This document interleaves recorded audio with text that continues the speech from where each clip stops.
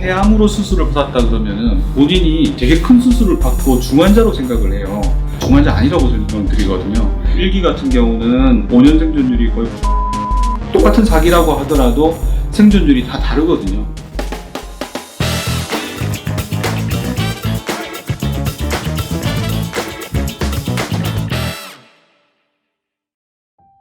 안녕하십니까. 아주대학교 병원 흉부외과 황석진입니다. 주로 폐암과 식도암 수술을 담당하고 있습니다. 네, 교수님 안녕하세요. 저희 저번 영상에서는 폐암의 증상에 대해서 알아봤는데요. 이번에는 폐암의 생존율이나 수술, 치료 방법 등에 대해서 여쭤보려고요. 사망률 1위로 알고 있는데 왜 생존율이 낮나요? 폐는 이제 특히 신경이 없기 때문에 웬만큼 진행되기 전까지는 증상이 없는 게 특징이에요. 늦게 또 발견이 되고 하니까 치료하는 데까지 시간도 많이 걸리고 그래서 성적이 조금 좋지 않은 것 같습니다. 혹시 전자담배는 폐암을 일으킬 확률이 조금 적나요? 그냥 우리가 이제 연기가 나는 담배에 비해서 전자담배가 타르나 이런 성분들이 적기 때문에 그게 몸에 덜 해올 거라고 생각하시는데요. 오히려 전자담배나 액상형 담배에는 우리가 알지 못하는 여러 가지 화학물질들이 또 포함이 되어 있고 액상형 담배를 피는 분들이 결국에는 다시 권련형 담배로 돌아가시거든요. 일단 무조건 담배를 피지 않는 게 중요하다고 생각합니다. 담배 피우는 친구들은 주변에 안 두는 게 더 중요한 것 같아요. 절교하라는 말씀이신가요? 필요에 따라서는. 요즘 담배 안 피시죠? 왜? 정적 있었어요. 아까 3초 정적 안 피시죠? 폐암에도 종류가 있나요? 폐암은 크게 세포 모양에 따라서 비소세포성 폐암, 소세포성 폐암 이렇게 두 가지로 나뉘는데요. 비소세포성 폐암 같은 경우 대표적인 것이 선암입니다. 선암하면은 환자분들이 조금 오해를 하시는 게 착갈선자를 생각하시거든요. 착갈선자가 아니라 우리가 뭐 갑상선, 미화선, 전립선 하듯이 폐에서도 이제 여러 가지 분비물들이 만들어지는데 그런 분비물을 만들어지는 세포에서 유래한 암이기 때문에 선암이라고 이름을 붙이고 있습니다. 암 걸렸다 하면 1기, 2기, 3기, 4기 막 이런 식으로 불리잖아요. 근데 폐암은 어떤 기준으로 기수가 정해지게 되나요?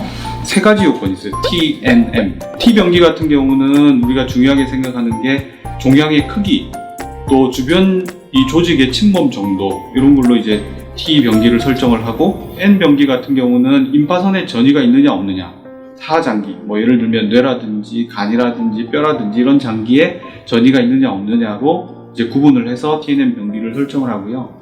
보통 우리가 이제 초기라고 부르는 1기는 크기가 보통 3cm 이하일 경우를 이야기하거든요. 임파선에 전이가 없고 딴 장기에 전이가 없을 때 그게 이제 1기가 되고 다른 장기에 전이가 있는 경우는 4기가 됩니다. 그래서 제일 낮은 병기가 1기, 제일 높은 병기가 4기가 되겠습니다.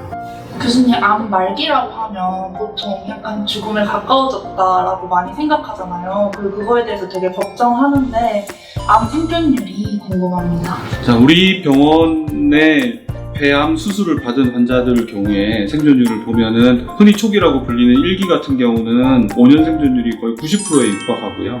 2기 정도만 돼도 한 60%, 70%, 3기 정도가 되면은 한 50%에서 60% 정도 되고 4기는 뭐 그거보다 물론 낮겠죠.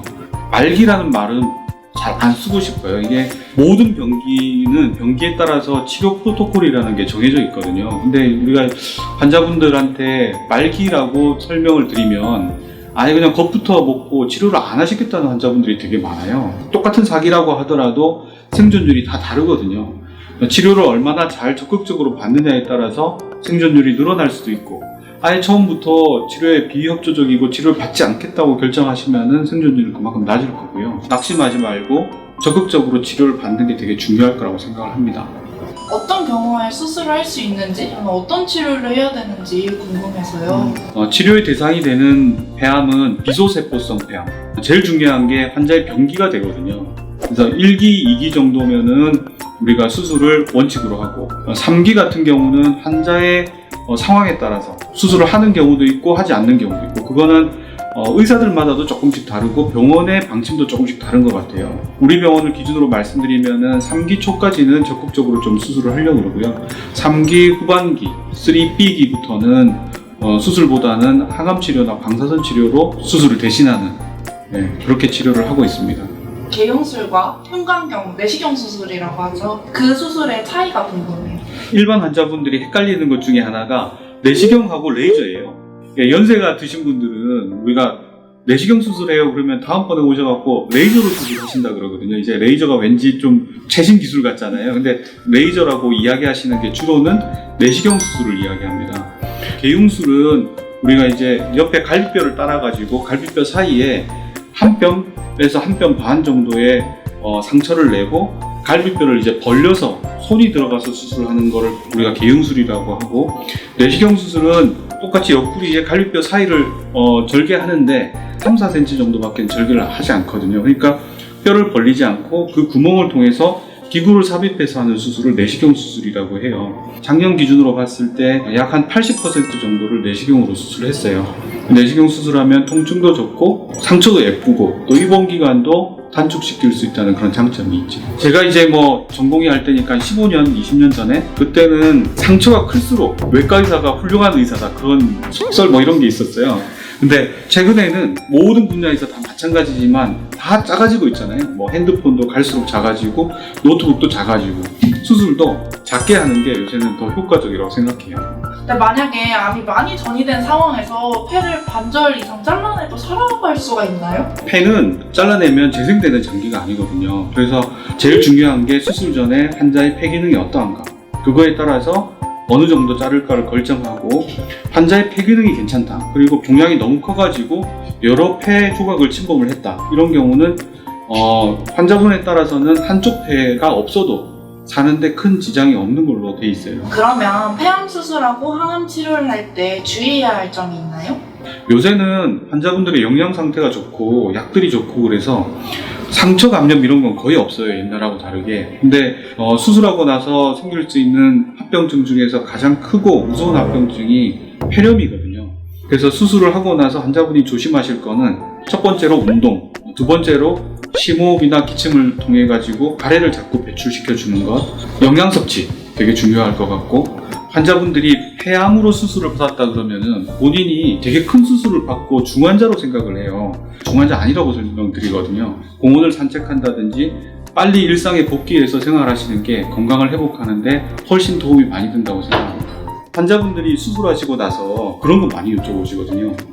술 먹어도 괜찮냐고. 의사가 술 먹으라고 할 수는 없잖아요. 근데 이제 흉부외과 입장에서 보면 술을 드시는 분들이 담배를 필 확률이 또 많아져요. 술을 드시면 자제력도 좀 떨어지고, 그 일행 중에 담배 피시는 분이 있으면 나도 몰래 술을 드시는 거는 뭐 조금씩 드시는 건 상관이 없지만 담배가 절제가 안 될 만큼 술을 드시면 안 된다. 건강식품 먹어도 되느냐 이런 말씀 많이 하시거든요. 증명되지 않은 건강식품들은 오히려 몸에 해를 많이 끼칠 수가 있어요. 간을 망가뜨린다든지 콩팥에 문제를 일으킨다든지 하는 경우가 있어서 자기가 좋아하는 음식, 밥 많이, 고기 많이, 골고루 많이 드시는 게 오히려 더 도움이 많이 될 거라고 생각을 해요. 네, 교수님 진짜 감사합니다. 이 영상을 보시는 폐암 환자들, 그리고 저처럼 폐암을 걱정하는 사람들에게 한마디 부탁드릴게요. 폐암을 예방하는 가장 좋은 방법은 금연하는 것하고 정기적으로 검사를 받는 거거든요. 아직까지도 우리나라에 담배 피우시는 분들이 많죠. 또 청소년들도 담배를 많이 피잖아요. 금연을 하는 게 폐암을 예방하는 데 가장 좋은 방법이고, 폐암을 앓았던 가족력이 있다 이런 분들은 정기적으로 검사를 해보는 게 좋을 것 같아요.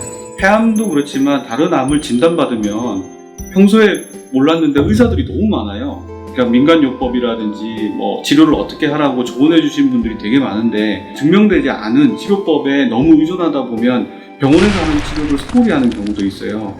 최근에 수술 기법이라든지 항암 치료, 방사선 치료 등의 많은 치료 방법들이 쉽고도 잘 치료되는 좋은 방법들이 있으니까 병원에 계신 선생님들하고 상의해서 적극적으로 치료를 받으시는 게 좋을 것 같아요. 적극적으로 치료하면은 우리가 생각했던 것보다 훨씬 더 좋은 결과를 얻을 수가 있습니다. 여러분 모두 건강하세요.